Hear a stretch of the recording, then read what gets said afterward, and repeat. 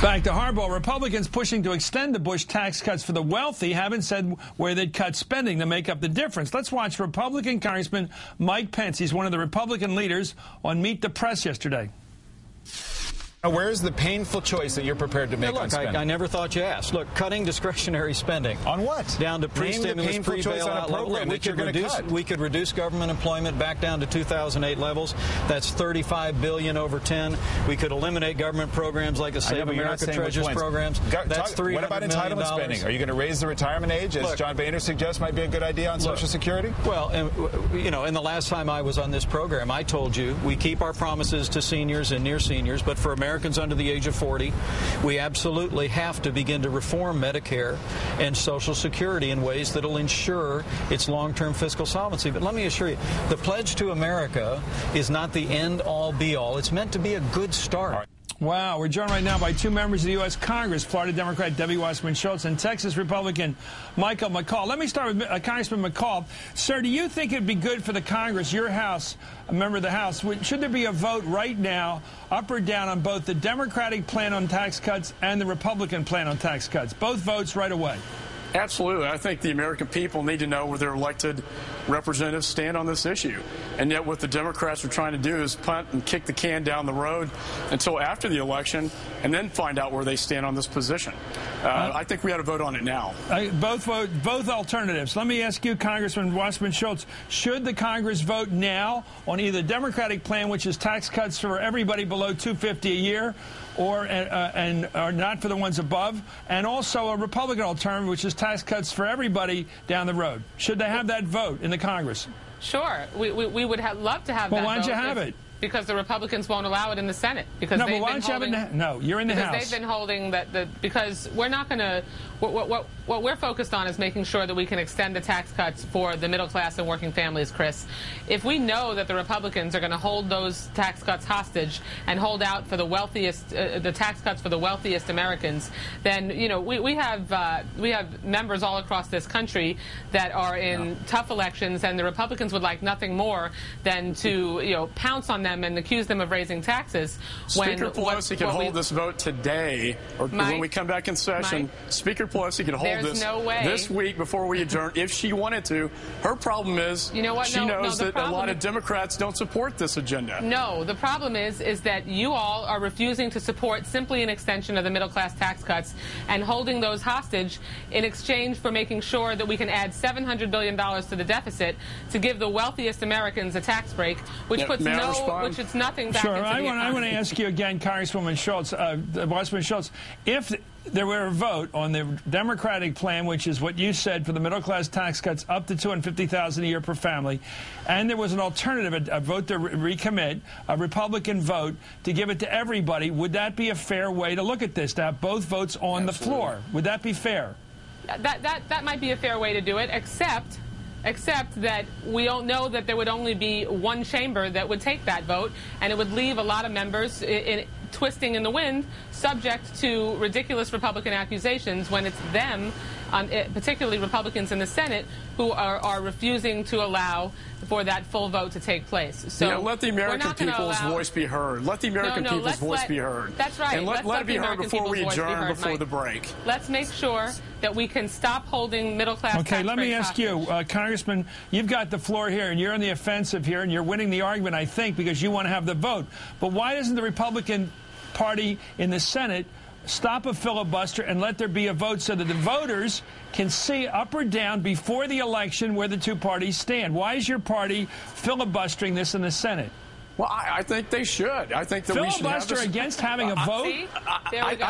I think we should have the vote in the House. I think Speaker Pelosi has a problem on her hands, and that is I let you win the first round. Don't support I let you win the first round, Congressman McCaul. Here's the second round. Your leadership is filibustering this bill, so we'll never get to the president's desk. So it's all academic because of your party, right? Admit that.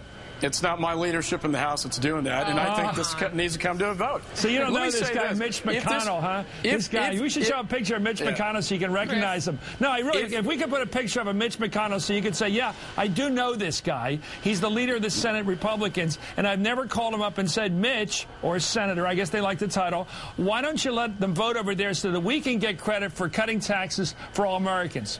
What they are going to stand up against would be a $3.8 trillion tax increase, the largest in American history, that would severely damage the economy at a time when we can least afford. Hey, Debbie, I listen to you with all due respect. Listen to what I have to say. And there's a president by the name of John F. Kennedy that said, let's cut taxes to get the economy moving again. And it worked. And there was a president by the name of Reagan who did the same thing. There's a bipartisan economic formula for success. A $3.8 trillion tax increase is the wrong way to go for this country. What kind of deficits do we get? I remember it well. We doubled the national debt under Ronald Reagan. So why do you think that's a good record? You know, Kennedy said tax increases will not get the deficit and debt down, and it will not create jobs, because he knew that it kills jobs. It seems to me that the party of Kennedy has gone far astray from his principles. Well, he didn't get it through. I would ask that the conservative Democrats join the Republicans and for what President Kennedy stood for and get these tax cuts. Congresswoman Wasserman Schultz, I want to understand this. So basically, the Senate won't let the RIA vote. So this isn't going to go anywhere. So it's all academic, is what you're arguing. You can't.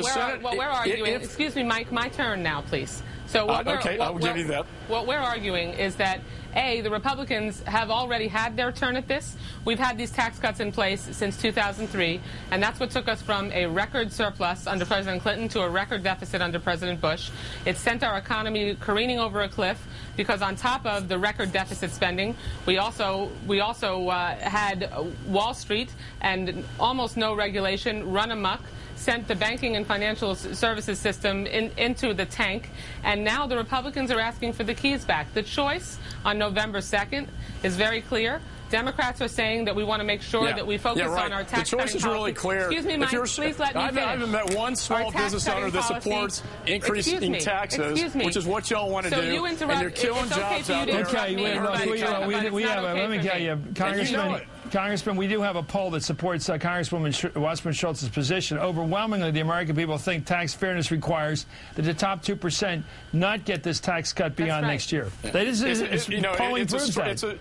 It's a straw man, because when you look at this $250,000 tax that they're talking about over that income level, what you're really talking about is a tax on small business owners. No, job because you know how they define, and you're penalizing those who create jobs, small business? And that's going to hurt the economy and the middle class. With $26 billion in income, the way they define small business is thank you, Judge. I think we know the situation right now. Thank you, Congresswoman Debbie Wasserman Schultz. The issue is not revenue; it's spending, and we got to get spending under control. We need to get our tax cut policy focused on the middle class, not the wealthiest Americans. Well, join us. Congressman, what's the biggest thing we should cut? Congressman, what's the biggest program we should eliminate? Federal program we should eliminate? I think we should cancel all unspent stimulus. What program? What program that the federal government spends money on? Let me answer. Name the program. Freeze discretionary spending. Give me the name of the agency. The Wall Street Journal, if I can talk. The Wall Street Journal had a very good idea, and that is tie spending to the inflation rate minus 1%. If we did that, we could balance the budget in less than 10 years. And I think that's a really good idea. Everything's on the table. What are you going to do to Medicare? Everything is on the table. Well, senior citizens in America should be very disturbed if you think everything's on the table. Thank you, Congresswoman Wasserman Schultz. We know the fight over taxes is where it stands.